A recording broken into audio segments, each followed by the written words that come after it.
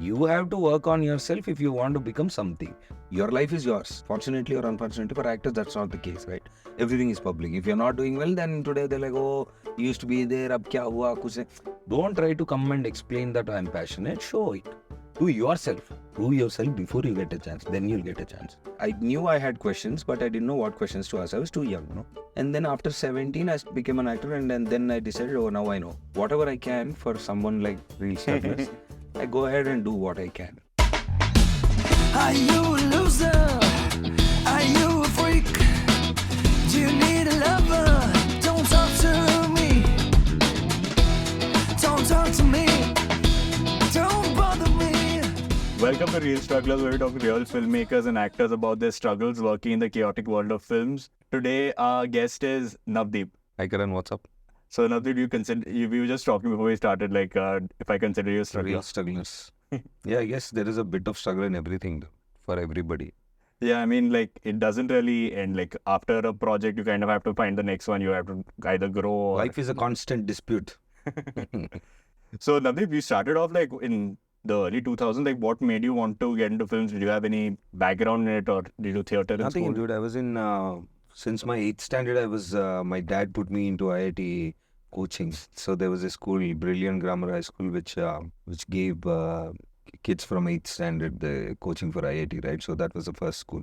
So probably my dad wanted to get into it and he couldn't, so he asked me to get into it without asking. I mean, obviously you are given choices, right? Yeah. I mean, you're not given choices. Correct. I mean, so you're like, okay, tu beta IIT kar raha hai. I was like, okay, theek hai, karunga. Then from 8th and then intermediate second year, I was in Vijayawada. I've told this multiple times, but yeah. So I was just, I liked movies as such, but I never thought that, back then getting into the film industry was portrayed as a real struggle.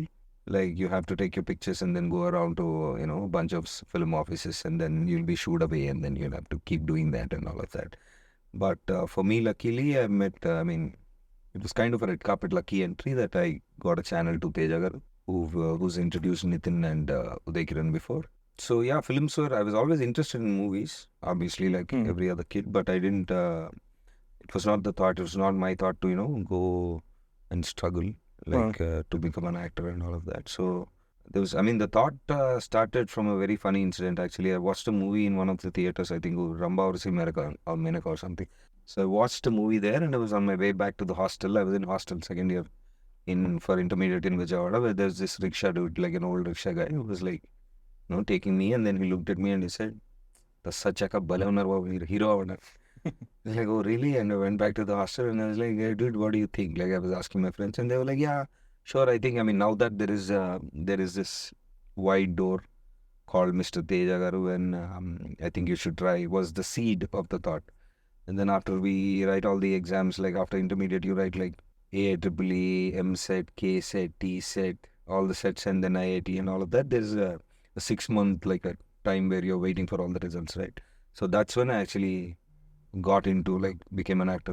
I met Tejagaru and then I auditioned and I went to his office and all of that. So it just started very randomly, I could say. How did, you probably never auditioned before, how was More it than done back audition, then? it was back then, it was he used to call for auditions with, they used to be these cinema magazines, this huge, paper switch open, right? There were cinema magazines. So he used to call for auditions then. And a lot of kids used to not inform at home and then run away and come and then wait outside his office and all of that. So then he was like, no, these kids, the parents have to, the approval of the parents need to be there, right? So I went and met him and then he was like, do your parents know? And he called the parents and then he's like, okay, I'll let you know. And then for 6 months, I was just, not 6 months, I think 3-4 months, I used to go every day to the office, sit there, watch other people audition. And then there used to be this acting coach, Ramanand Garu. So he used to take the auditions. I used to sit there and watch everybody. And then I used to go to his classes also. And a bunch of dance classes and all of that, whatever was required then. But he never told me that if I was selected or not. So one fine day he just calls me and he's like, okay, pack your bags, we're going to Film City for the next 2-3 months. But he was okay with you hanging out there every day? No, he wanted me to. Oh, he wanted you He to. wanted me to. I didn't know when he decided. Okay. He wouldn't tell that, right? So what, a 17-year-old guy, you call him and then say, yeah, you're an actor. It used to be more of, with Teja, I'm not sure, it's not like that right now, but back then, he used to take all the newcomers, right? So random kids off the block and then it gets to their head, right? So if you're like, okay, now you're the hero, then you start acting like weird, and I mean, it's not a very balanced age at that point, right? So he never told me actually. I didn't know when he decided. So there was this other guy also who was almost like, there used to be this secret talks with the direction department and all of that. And the guys used to say, you know what, you're selected, or we're just thinking about you. I think it is you, and all this little suspicious, suspense drama used to happen all the time. But I was like, okay, let's see what happens. And so one fine day, he was like, pack your bags, we're going to Film City. Was it overwhelming for you being on set for the first time? It was scary because back then he used to be famous for hitting people, hitting actors. But I understood after going on to set, because see, it's like a school or a college, right? So if there is a young kid like not doing what he's supposed to, then you yell at him. It's obvious, right? At kids, at least in our systems that we say. I don't know about you, but our systems back then was, if you're doing like hanky panky stuff, then you'll get hit, or you'll be shouted at. So that was what his attitude was. So all these, imagine like making a movie with like 50 or 100 newcomers, right? Everybody's on set, and if there's nobody scared of anybody, then they'll be like, they won't focus on the work. There'll be chaos. So it'll be chaos. It'll be complete chaos. So he used to have that, he used to make sure that people had that fear that you need to be attentive. But I liked it. Like, I understood what they meant by he'll hit you or he'll shout at you. That is when you're not listening, and when you're like, going all over the place and doing what, and not focusing on your work, like a military school. But that I think happens even now. Like, you still have people who are looking at the ADs are looking at their phone. Suddenly their phone rings in the middle of a shot. Yeah, you're going to get yelled at. But he used to hit them. Like, he used to hit some people. But in my shoot, it never happened, because I understood that, okay, you need to be attentive, and he's teaching you something, right? When he's telling you something, and then you'll be like all over the place. See, he used to tell you, your focus there are 200 people on the set working for one shot, and you are the shot, like you are in the shot. So imagine how much focus you should have. But as an actor, you don't understand the concept of it, because you're not supposed to do anything until the shot is ready, right? So you'll be hanging around, joking and all of that. And then when these like kids, they don't know how to behave on set, and then they'll come and then they'll joke around, and then they won't be in the mood. They won't try to memorize their lines if they didn't have a strict director. So that was his philosophy, or his way of working. So I understood that. I was like attentive. So I got yelled at once or twice, but he never hit me. So you probably learnt your craft on that set. 100%. So, I wouldn't have known everything that I know now. The basics were taught by Mr. Teja Garu, right? So, and then from there I picked it up, and then not everyone tries to teach you. No director tries to teach. I mean, not everybody, right? But he worked specially with like new talent and everything. So he made sure that the concepts and the basics were taught in a very right way. And then he made sure that he had the attention of if they want to learn, they can learn a lot, right? So he taught me a lot, dude. All my basics came from there. It's amazing, like what the kind of experience I got from my first film, because it was Teja Garu. So how did he schedule the film? Because if we went, that's all. 2 months we finished the film and came. No, but like, for example, what I mean is, because certain scenes may have a certain amount of performance level that a newcomer may find difficult. So did he start off with easier stuff and then gradually build to the more of course. scenes? I mean, that film was also very like an emotionally driven film, right? So he starts off by just being like he's craving for his parents, for his mom's love. Then he's a rich kid. He's out of place suddenly he's put in I think a college in Old City, where he's thrown out of a college because of some reason, and he has to go to this like a very local kind of scenario, and he's an outcast, and how he gets into it and all of that. So yeah, I'm sure he had his way of filming it. But one of the days in the beginning, like I had to come out of my bedroom and then jump into the swimming pool and then like do a nice dive and then come out, right? And I didn't know how to swim back then. And then I was so scared, obviously, and they're like, you don't know how to swim? Okay, then I'll tell you what to do. You have to come, open your robe, jump into the water, stay calm. It's a pool, like it's a controlled pool, obviously, but it was like, I think, 8-9 feet or something. Jump into the water, stay calm, you'll touch the ground, you kick the ground, you'll come up, and then we'll pull you. He told me this. That was, I think, one of the beginning days. I was scared, but then I was like, okay, let's listen to what he's saying. So I did that. I jumped, I went out, I opened the robe and I jumped. And I did a nice dive, and then I went in, stayed calm, kicked the floor and came out. Then I came out and I smiled, thinking that, I did what he said and I didn't panic. And then the guys who were supposed to jump and then pull me out, when they saw me smiling, they thought it was a prank. and I could swim, so nobody jumped in. And I was like, no, dude, I don't know how to save me. And I got out anyway, I'm alive. So, yeah, there were a lot of things in the, I experienced in that first film, dude. It was crazy. But were your parents supportive of this decision of you? Because it was Teja Garu, they were supportive. Okay. I mean, they saw what happened. Every Telugu guy knows what he achieved with Jayam, Nuvu Nenu, Chitram, all of that films. Like, he picked like random people as in like not fully from any film background or anything. So Kiran and Nitin, both of them were like almost, they were also like, I think 16, 17, 18. And then he made back then a record of sorts of the film industry with new people. Like Jayam, Chitram also, I think, and Nuvu Nenu, I think, I'm not sure. But they had like amazing records back then. So because I'm in line, I'm the third guy, they were like obviously very excited. And they were like, because they met him. And then they were like, okay, sir, it's you, right? So obviously we are happy. And then that happened, yeah. And did you ever, like, after that, did you think, how did you think you wanted to take your career forward? Because, I mean, I don't think that really that system exists anymore where you have, like, very few directors are actively searching for newcomers. It's all very social media driven and... Now you mean? Yeah, now. Yeah. So how did you kind of plan the next few months after the film was made, after the release? Was it like, did you want to work on yourself, as in, did you ever take acting workshops outside, or did you directly just jump in and like look for the next project? No, the prep for being an actor was done in that the 6 months that You were I was in the there office, before yeah. Jay started. Just before the release, I was told a bunch of things. Like, I was told that there are going to be bags of money that will be sent to me before the release, and to not take and be very careful, and all of that, because that back then Jay was made at the budget of 5 crores. And this was 2003. That's a lot of money. He Yeah. spent a lot, and we had like huge sets and everything, and people were getting excited that, okay, basically he was known to make great emotional story with very less budget. And they went on to be like blockbusters. But this film, he spent a lot because the story was that. And then people were like, bro, this is going to like, go off the roof, and then you got to be very careful with the choice and all that. But nothing happened. Like, the film did okay. Like, what I was told never happened. And then I was like in a dilemma.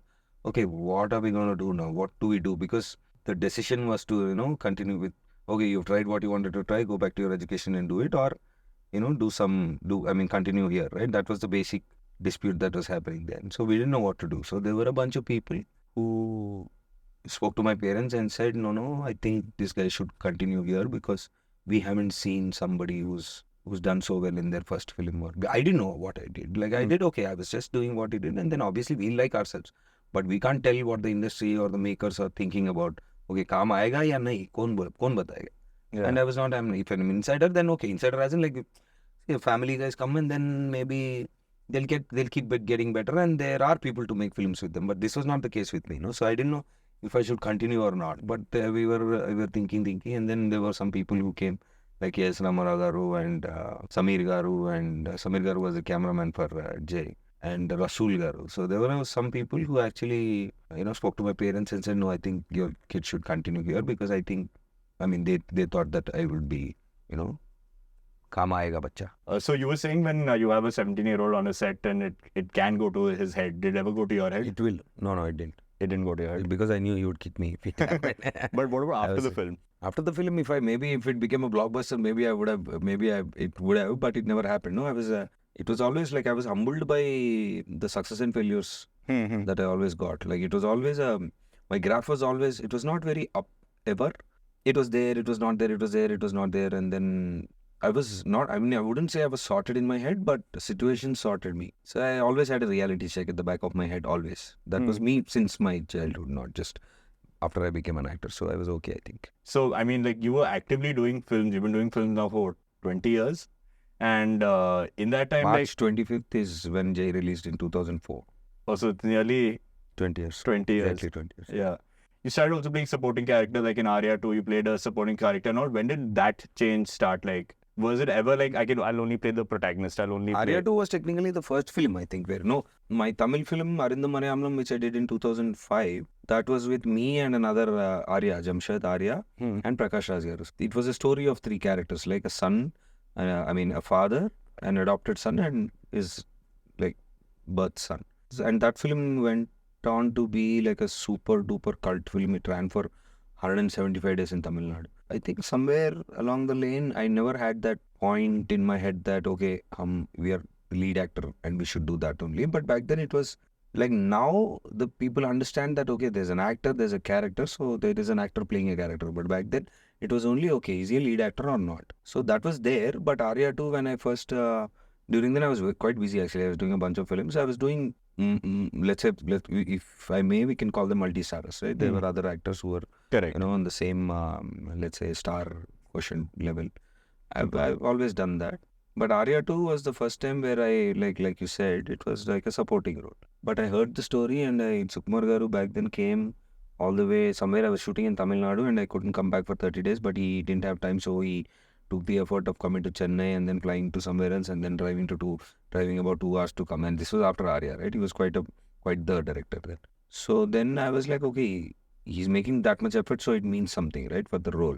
So I heard it, and then I was like, okay, let's do it. So I didn't have, like, I could say that Nagarjuna Garu was kind of an inspiration back then, where he didn't care. Like, he had liked the role, he used to do cameos, he did a big supporting role or whatever. Somewhere I felt that he was cool like that, right? He was like, okay, if I like the character, I'll do. So I think I kind of took inspiration from him back then. So I never had that problem of, oh no, you're a lead actor and you should do. And when things were going good also, when I was doing like 4 or 5 films a year as a lead actor also, I never got that. Like, that was not a problem.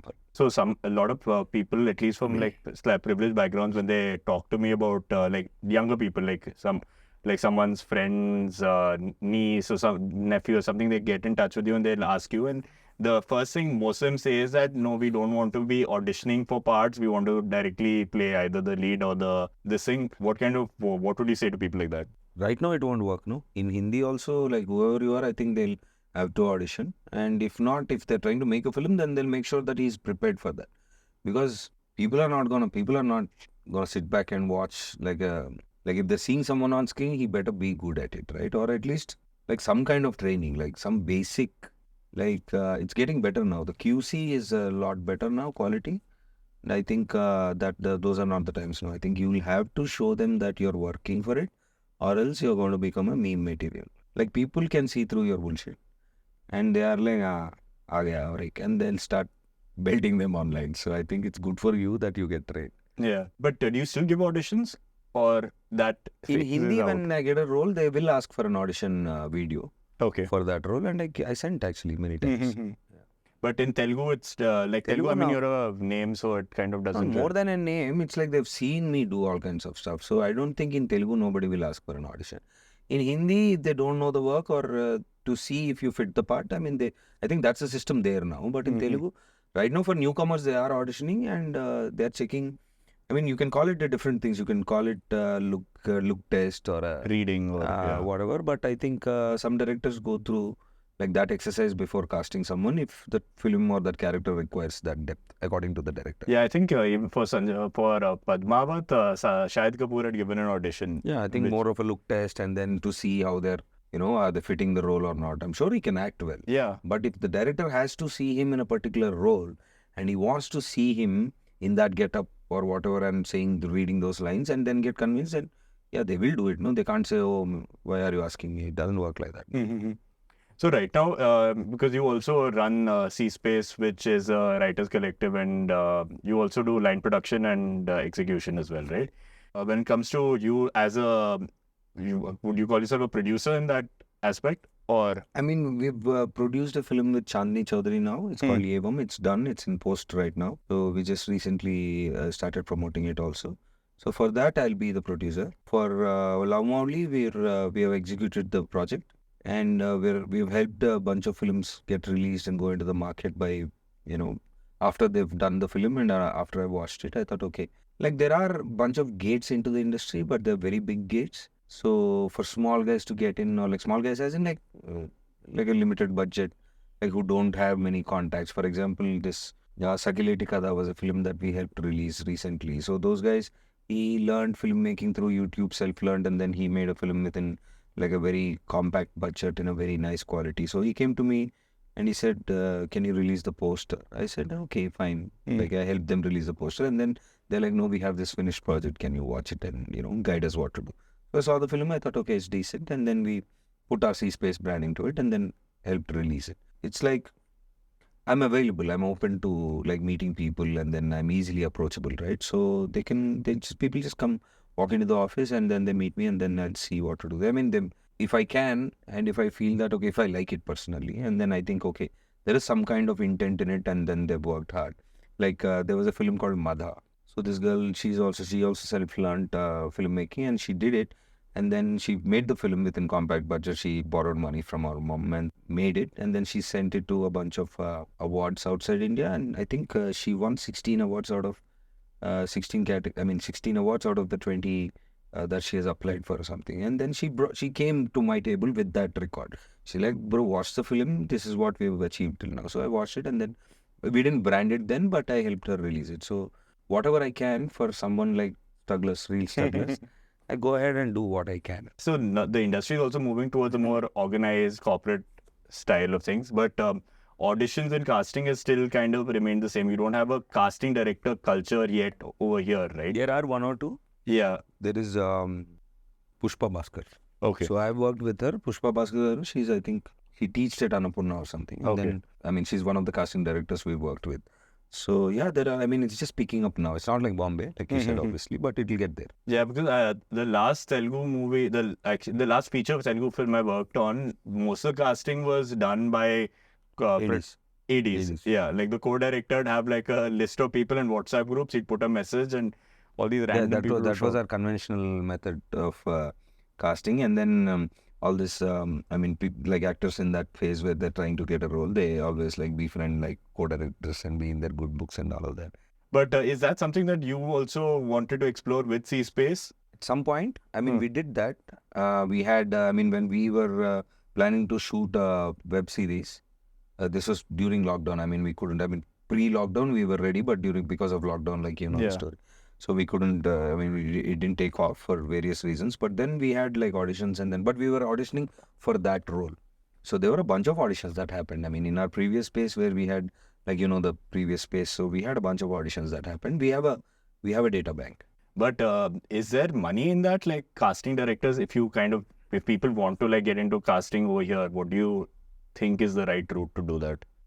If they want to be a casting director? Yeah. If they want to be a casting director, I think they can invest in shooting a portfolio for a guy, a show reel for like actors, and then like have a space where everyone at any given point is allowed to come and do a show reel and go. But it's a lot of man hours, like we spoke about. Yeah. Like we spoke. Yeah, but is there money? I don't know. I can't tell. I can't comment on that. But it's more of a goodwill thing than a money-making process. It could be like for us when we started C-Space. Ideally, we wanted to do what we are doing for writers now for 24 crafts.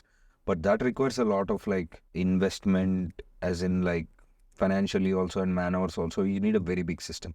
So we thought, okay, we'll start with one craft. And what is the one craft that everyone's complaining about that we don't have enough is writers. So yeah, we started with that one thing. But yeah, maybe we'll get there someday. And so how does the business model really work with the Writers Collective? So we try pitching our in-house developed scripts. That is happening. And our writers work on their own scripts and we pitch them also. Both OTT and producers, and our writers have gone and done, you know, writing contracts for other producers and directors. Like we worked with Krish Garu, Swapna Dutt Garu, Hotstar, Amazon. We worked for a bunch of people. So that's the financial model. What kind of movies do you like doing? Like in terms of like, now you're in a place also in your career where you can like pick and choose with ease, right? So what scripts do you kind of like, are you more inclined towards doing? I'm not very genre particular. Like I like comedy personally watching. I personally like watching comedy, and I like performing comedy also. But I think as an actor you can't be, you know, genre specific, because then it would be like a limitation, right? So if you ask me about a genre of the film I want to do, if you watch it, if a common man or an audience or a filmmaker or a critic or somebody watches that film, I want to do I want to perform in such a way that by the end of it, they should be saying, okay, I felt like this because it was Navdeep. Like he is there, so I could only see him. Or like, okay, it is a certain way because of this guy. If someone else did it, maybe it would be something else, but it won't be this.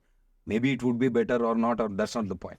The effect that I want to leave when the audience is leaving out of the theater is, fuck, Navdeep Gavati la undi. And that is the effect that I want to, give to them, I suppose. Was there ever a point where you weren't happy with the kind of work you were doing? And did you ever think of quitting? No, I never thought I'd quit acting. That never came. But I was like getting annoyed with myself, or getting like to a point where like, dude, what the fuck is going on, right? So that's when I stopped, like post-COVID, pre-COVID. I was getting done with the kind of stuff that was being offered. And then I was like, at one point I was doing stuff because I had to, like, it was a survival thing. So I was, my mode in life, or my thought process was, let's pick the best of what is being offered. I was there. It's like, okay, let's pick the best of what is being offered, because you have to do something, right? You can't like not do anything and say, I'm waiting for something. That won't work like that. Maybe. Then I was thinking like that. And then I've done a bunch of films, and then I was like, this is not what, I'm not enjoying this, right? What is the point? Nobody who's watched it is saying, oh, you've done a good job, and they'll be like, why did you do this role, or what? I mean, like we just spoke, right? Anybody could have done it. So why am I doing this? Got to that point, and then I stopped. Then I was like, I'm not feeling like doing anything or whatever. And then luckily, like I was myself personally in a space where I was hitting some kind of transformation, like mentally, like within me or whatever. And then parallelly, because of Love Mouli, and that also happened. So everything got together, and then now I'm in a space where I'll only do, or I'll only accept something if it is bringing something to the table to me personally. So I'm okay waiting for things that are written to me, or things that I could, like, there is New Sense recently on OTT, on AHA. So we had a huge, like a physical, I mean, the look and everything was completely changed. Like I looked like a different person. And then I had to, train myself with the slang and everything. So when people watched it, they were like, oh, wow, okay. Kuch to kiya tune. So that is the reaction I want from people. So I'm okay waiting now. Now I'm in a space where I'm like, okay, I'll do some things. I mean, I'll do whatever if I only like think that it would mean something to the people who are watching and to me also. That's a bit of a catch-22 also, if you're doing projects because of like, even like, I mean, survival is the key thing also, right? But that also can affect your, the future projects you get, right?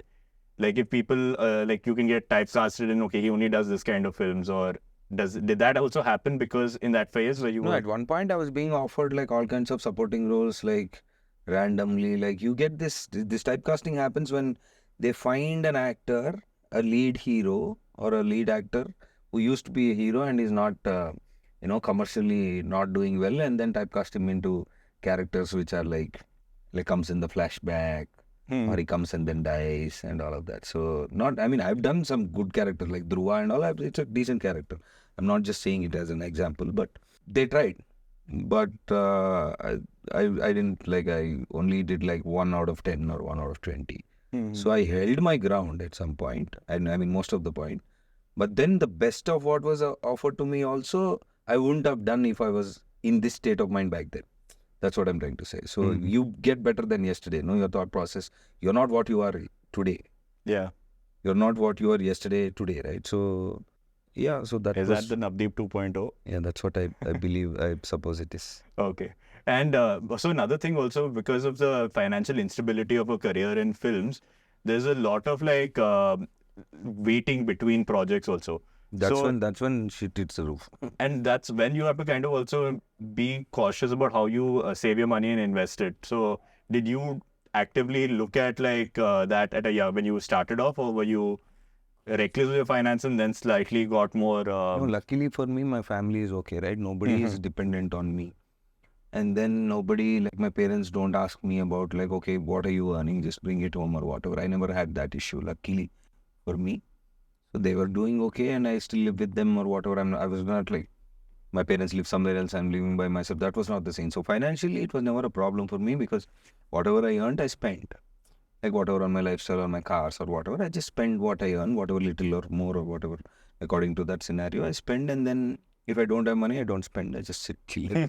So I didn't have that problem. But yeah, I could have saved some money. And then that was always like, my parents kept telling me that now I'm okay. But like 10 years ago, I used to spend a lot. Spend a lot as in like whatever I got, I used to like, Aya, khaya, piya, गाड़ी लिया बस हो गया खत्म, and then I'll wait and then some money comes. I used to be like that, like this radical fellow, but now obviously with age you change, no? So for me, that financial instability of an actor not having worked never messed with me as such, because I was okay, my family is okay, I can just like chill at home. So that never, it was not one of the problems that I have. Out of the 99 problems, this was not one. But what were the main problems that you faced? Was it the kind of work only, predominantly? Kind of work and then existence. I mean, see, an actor, the problem is if you're an IT guy and you start off with say 1 rupee salary, the worst that could happen to you is okay, you lose your job and then you'll find like another, like a 50 paisa salary or something. But all this is happening only to you and only to you and your family. None of your friends are coming to you and every day and talking about it. Oh, are you doing good or what or bad? So it's a personal life. Your life is yours, like whatever happens or not. But fortunately or unfortunately for actors, that's not the case, right? Everything is public. If you're not doing well, then today they're like, oh, you used to be there, ab kya hua, kuch nahi. So your life is in public, right? So everybody has a say in your thought process or your success and failures, and everybody is judging you, and everybody like randomly they'll say, oh, you know what, you shouldn't have done that. That's why you're like this. Oh, you should have been somewhere, but you're not there. Everyone has a say. Yeah. So if you let that get into your head, then you'll have issues with yourself. No, you'll be like, oh shit, oh shit, oh shit. So I also got to a point where, like for example, this producers and directors, when they see me or somebody in my situation, they will want to say good things. They would say something like, oh man, you're very talented, man. You should get that one hit. You'll get someday, and walk away. So for them, it is like, okay, I've said something good. I've like, what do you call, moral support. I'm giving some moral support to But him, it's like a right? backhanded compliment. Yeah, backhanded compliment. Maybe their intention is fine. They'll be like, okay, a lot of people say, నీకు చాలా talent ఉందమ్మా, నీకు ఏదో రోజు వస్తుంది. Okay, and then they'll walk off. And everybody says that, or most of them say that. Maybe their intention is right. What they're saying is, even if what they're saying is what they mean, when you're being said that, when that is being said to you, at some Constantly point, that too. constantly, at some point, you're like, oh, I should have had something, but I don't have it. Now imagine if that becomes your subconscious thought. That was a fucks fuck with up. your mental health, no? That was your fuck up. So Yeah. you're waking up, and then instead of seeing how beautiful life is and enjoying what you already have, of course, everybody needs to be successful. You want 1 million views for your podcast? Yes, of course. But what are you doing? I mean, you're doing everything that you can for your podcast, for example, and then you'll get whatever. But if every day your thought is, how do I go there? And then you can't focus or enjoy your current scenario, and you'll be like, okay, is there something lacking? Or, oh, there is something. Everybody's saying there's something. Or kuch hona tha, abhi nahi ho raha hai. And then you're like, oh, so that gets to you. That I also, got to me also. Oh shit, we don't have something, the lacking. There's something lacking and all of that. So, but fortunately, luckily for me, and of all the experiences and things that happened to me, I got out of it. And I was like, okay, bro, you'll work towards it, and then when you'll get it. That's all fine. But you don't mess with your everyday thought process and your core happiness thinking. Your core thought should not be, oh, I don't have something. Look at what you have first, enjoy that, and then work for something better. So that is the way to live day by day, right? To each day. But then a lot of people, I mean, more for actors, because every day every film you're facing some kind of rejection, or, I mean, if the film does well, it's okay, but it's all momentary, no? But somewhere actors, or me personally, go to a spot where, oh, we should have had something, but we don't have it, then it fucks with your mental head, like you said. So I've learned all of this, and slowly I think I've become some kind of stable. But how long did you buy? When did this, like, was it more majority of the people who were like Not affecting just this? people, my thoughts only, see, your happiness or your personality or your behavior or your whole existence is the story you tell yourself. Okay? You're tall for someone, you're short for someone. If you're handsome for someone, you're not for someone. If you're successful for someone, you're not for someone. This is a perception that the world has about you. Everybody has about everyone, and it's theirs, right? If you're constantly living your life, giving a shit about, or not, I mean, of course, you should think about what people are saying, but don't forget your core, or what you think about yourself, or how much fun you are having with your life. Are you enjoying your work? Are you living every day thinking, waking up and excited about, oh fuck, today I'm going to have a beautiful day? Or are you going to bed thinking I had a good day and I'm excited for tomorrow. If this is not your core thought and everything else is, then you'll have issues, no? Then you won't be happy with yourself, and then you'll be like, and at some point you'll be like, what am I doing and all of that. So I almost got there and I snapped out of it, luckily for myself. But what made you snap out of it? COVID. I mean, during COVID, I was sitting with there was a bunch of things, dude. I mean, first 17 years of my life, I've said this multiple times, first 17 years of my life, I knew that the information that was being given to me by my parents or my teachers or the society was not full, was not complete. I knew at some point that when my conscious hit me, they are telling what they know. Okay, there is something else to this. Listen to them and let it be. I knew I had questions, but I didn't know what questions to ask. I was too young, no? And then after 17, I became an actor, and then I decided, oh, now I know. Because I became an independent guy at a young age, and then I was working non-stop, and things were being given to me. I was busy and everything, and the work came to me, and life was good. And then I was in a race thinking, oh, we have to get there. Where? I don't know. But we have to get there, and we started running, and then at some point, you ran for a while, and then you are like, okay, what we spoke about earlier, kuch to, something has to be there, we are not there. Or we have to get somewhere, we are not yet there, and how long is it going to take, and all of this jazz. And then after that became like a huge burden. Basically, I never stopped and asked myself about how I am feeling. Waking up and asking, okay, how do you feel today? How do you feel about life? So responding to life is one thing and reacting to life is one thing, according to me, from my experience. So I was only reacting to life. So how do you, now I want to just ask you some questions about your acting technique. For example, now if you have, what prep do you do before a film and before as in during the pre-production phase when you first get your script, and what's the prep you do the night before your scene? It depends on what kind of film you're making. For example, Mouli, I heard the story and I'm like, if we are doing this, what do we need from me? He said, nothing, you're a guy who lives in the mountains all by yourself. And then you do a lot of rock climbing, rappelling and all of that. I need you to look physically like that. So for films so for me, it basically starts with, for where I am right now, it starts with the physical appearance and then maybe the dialect. It really depends. For Nuisance, for example, I had to work most on the dialect, nothing else. And we did look tests and then the makeup and all of that. Obviously, you don't have to do anything. Maybe the hair and all, those are all materialistic things. You can do. The dialect was what I worked on. For Love Molly, the body was what I worked on and the hair and everything. So it depends. It depends on what kind of film it is. What about films that have a certain level of conviction that you need in the things you're saying? Like, say, for example, if your character, I'm just giving you a loose example, if your character is going through a divorce or something, how, for example, the mental prep, do you use sense memory? Are you more an actor who can just get on set and immediately do it, or do you have to mentally be in that space and then go into it? As of now, for emotionally challenging scenes. As of now, all the films that I've done or all the roles and performances I've done have always been then and there kind of scenario. But there are some directors, it also depends on the director and the scene itself. So for example, Arya to Sukumar Garu we used to sit, three of us sit and then talk about everything that that happened in the backstory. And then it's more of then and there kind of prep as of now. But I'm looking forward to something that, could challenge me even more. But as of now, everything that I've done is been more then and there. When they tell me a role, I think about it and then I form a certain pattern of behavior that I think that character should be. And I run through that with the director. And if he says, okay, then I hold that thought and keep going in that direction. Yeah, that's what I do. You said, you're very approachable in terms of if a writer wants to show them your work, but that's in the sense as a producer. But as an actor, are you as open? Both.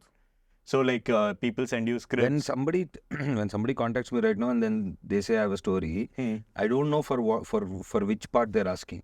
So I'll ask them to send a pitch deck, and if I read it, then I'll ask them to come. And then I'll first ask them, what are you expecting? What do you want from me? You want me as an actor, or are you looking at what exactly do you want? So that's interesting actually for me, because sometimes I read a pitch deck and I don't see myself in any role. And then they'll come and then they'll say, we want you as an actor. And then I'm like, which role? So it's kind of, it's a fun exercise for me. Every director, you said, has a different way of how they handle their actors. What does RG be like? I mean, the way he worked with me is he tells me what he wants and then I take it in a direction. And then he doesn't like, he likes it mostly. And then, I mean, with me, I mean, there are some people who decide that they want a character to act in a certain way. And then they try to push the actor into that direction. But I think Krishna Garu and RGV, they wait to see what the actor is giving and then modify it a little bit. I mean, Krishna Garu pushes you more in the direction along with what you're giving. And there are I think a few types, if I may say. One is, I want it like this. Another one is, let's see what you have, and okay, itna hi dega, or this is fine. Or there are people who will see what you're giving and then understand what they want, and then they merge it and then they push you in that direction. So I worked with all kinds actually. So for like the films that you worked on Ice Cream with him, right? Ice Cream 2. So was there a script in place for it, or was it like completely winging it on the spot? We shot that film in 6 days. Yeah, I heard, but It was basically Paranormal Activity. That's what we wanted to recreate. We just went with the flow. so was there a lot of improv? Full improv, only improv. So how do you do your improv then? Like, does he give you like, okay, in this scene, I want you to like Just intimidate the her structure to... of it, Okay. and then see what comes, and then that's it. And that's done on set, or was that done in pre-production? On set. Oh, so then you basically would be spending half your day just improvising things and then shooting it, or would you shoot the improvs as No, well? that particular film was a very like a different kind of. It was not like scene and then structure and all of that. It was a story where, okay, you get into this house to make out with this girl, and then there's a ghost in this house, and then let's see what happens. So I think he cooked everything on the spot. So have there been directors like that you worked with also who kind Not of to like, that extreme. not to no, that extreme of obviously. improv? No, shot a film in 5-6 days. But improv in a certain way, I mean, for me, from my experience, what we did in Chandamama was, it's a story of two daughters basically, of like there is an elderly gentleman who has his daughter and then his brother's daughter. And then they're trying to get them married. So this elder daughter has an affair with this guy from the city and comes back and understands that his father wants her to get married to a particular guy, to another guy. And then this girl goes and confesses, saying, no, you know what, I have this story. And then they break up. Like, they break up as in, like, there's a prank that this guy plays on her, and she thinks it is true, and it breaks her heart, and she comes home, and then she tells the other guy that, you know what, this is happening. And then he's like, okay, I'll support you. Let's see how to call off this wedding. And then her sister falls in love with the guy. And then this whole shebang of the second half is about how these two couples try to, you know, tell the elders about the scenario that is there without hurting them. So every single time they meet, they have to cook up something to stop something. Okay. And then they fail or succeed, and then again something comes up. So the structure was there and the scene was there. The scene is, okay, 4 of you get together and then plan about what to do. And then there are all these extreme characters. The younger sister is an extreme, and this other guy who's from the city is an extreme guy, like a funny guy, whatever. So then the kind of improvisation that we did was, okay, each of you stick to your characters, don't get out of it, and then this has to happen. The particular thing has to be decided by the end of the scene, but that scene is not fully written. So we have the characters and their behavior and where we need to get to. Now we cooked it on set. Like the physicality of it, one girl starts shouting and then this guy cracks a joke, and then so that how do we get to the point is the improvisation that we did on set.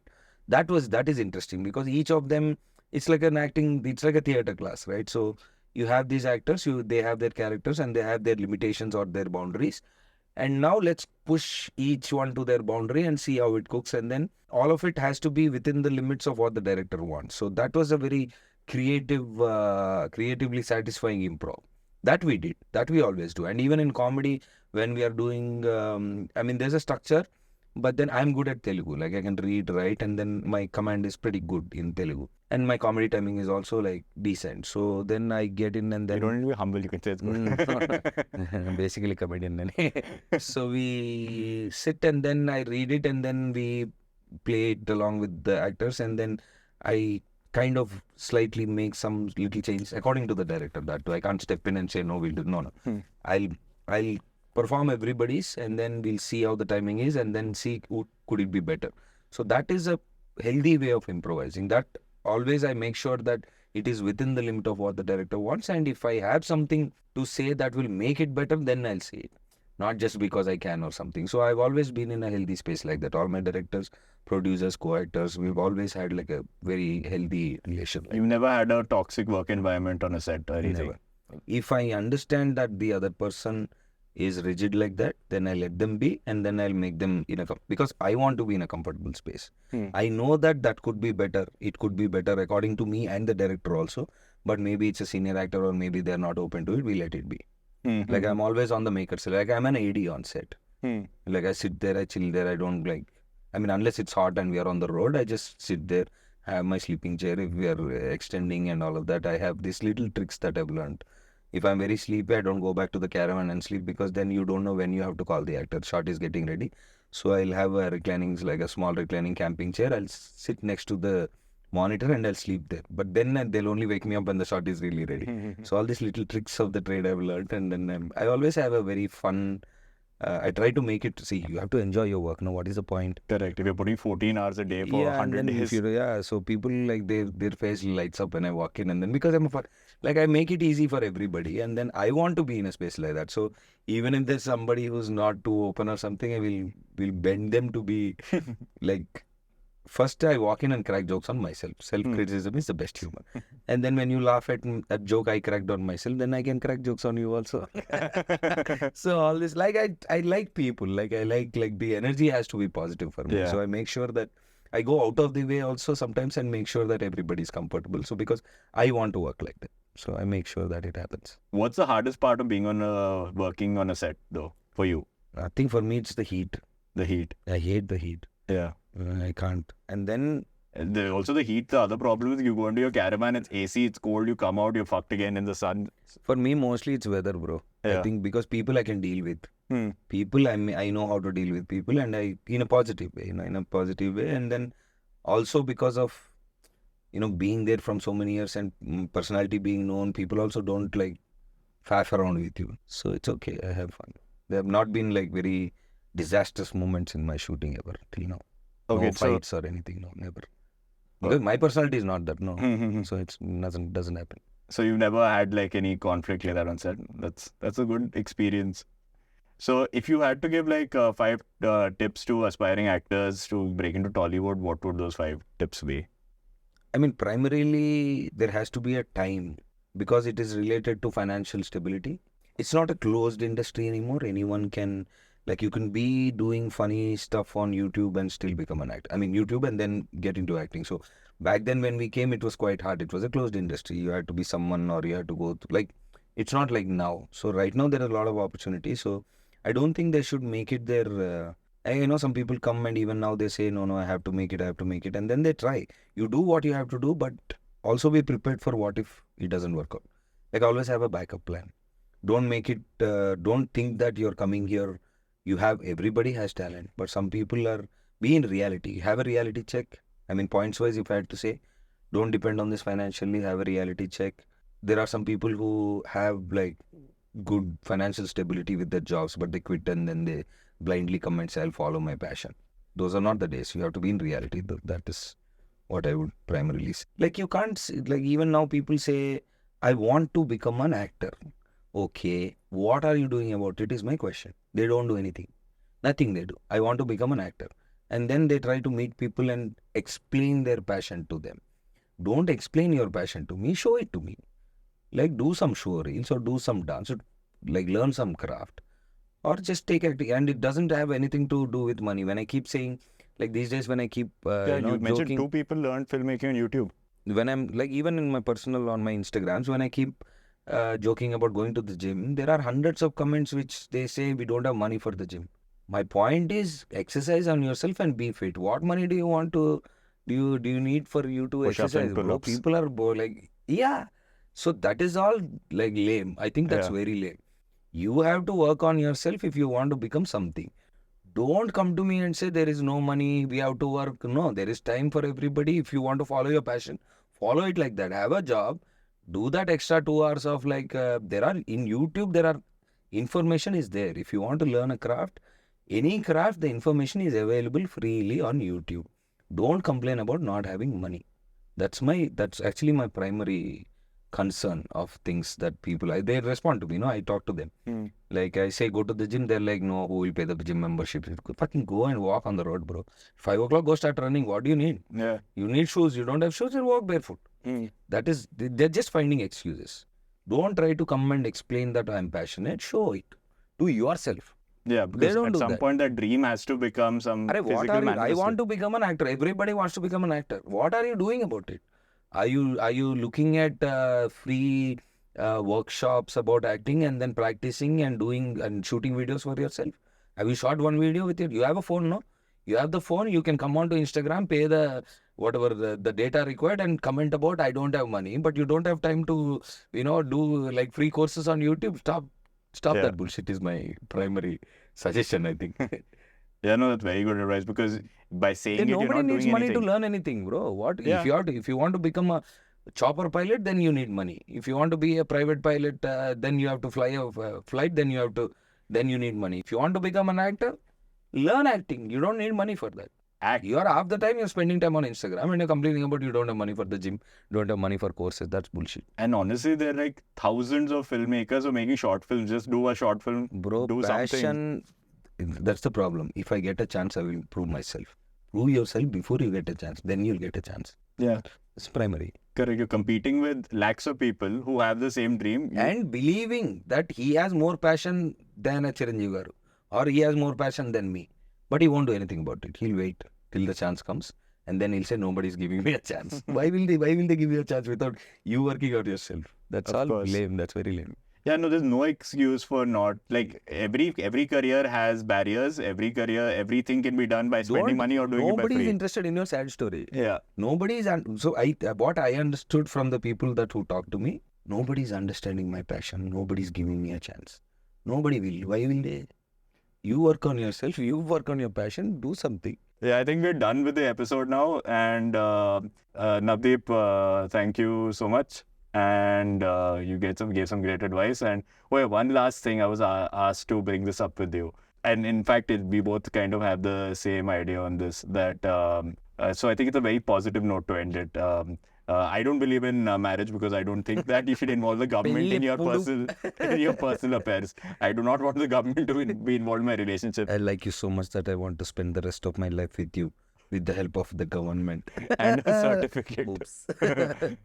So don't get married. Don't rush into it. Not like that. I will get married when you're ready for the right reasons. That's all I'm saying. Don't get married because you're being told to get married. Because your grandmom needs to see before she passes away. Yeah, like that's a conversation I get at least once a week at home. Yeah. And you're 30. Yeah, I'm 30. Time है भाई. Yeah, time बहुत है. Time बहुत है. पहले खुद को मिलो.